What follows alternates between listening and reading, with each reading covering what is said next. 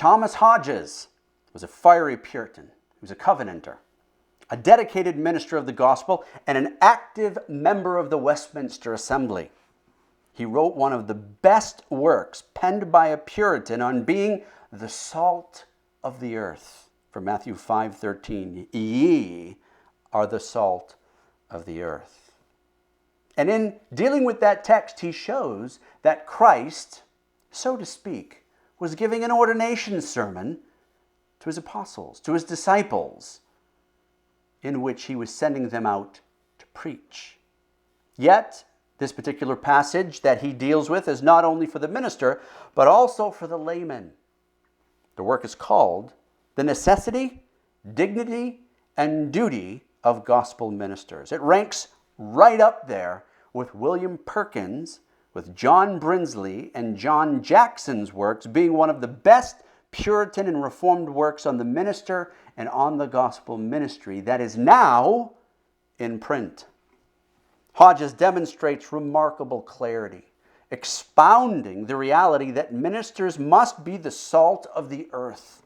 He shows that Christ teaches the disciples to be this preserving and medicinal agent for the good of the church. Good ministers are given to God's people as a gift of mercy from Jesus Christ. So he shows how gospel ministers are necessary and why their duty before God is so important in 6 areas. Ministers are the salt of the earth, and that it is their duty to be savory salt. Are you savory salt?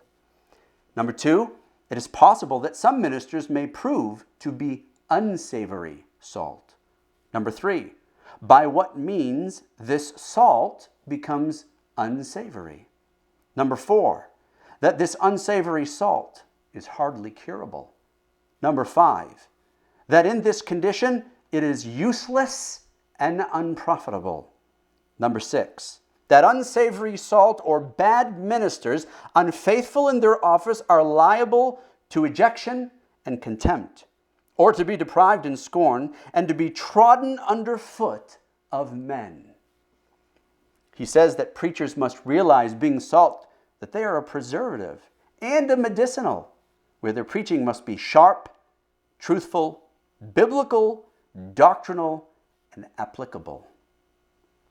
This work is available right now at Puritan Publications. Go to www.puritanpublications.com for more information on this title in both print form and in ebook form. The scriptures emphatically teach that ministers are gifts to God's people in mercy. Those ministers who have their hearts beating along with God's truth. They are the ones who are 1 in 1,000, who are the salt of the earth, and who are necessary under the gospel ministry as ordained by God.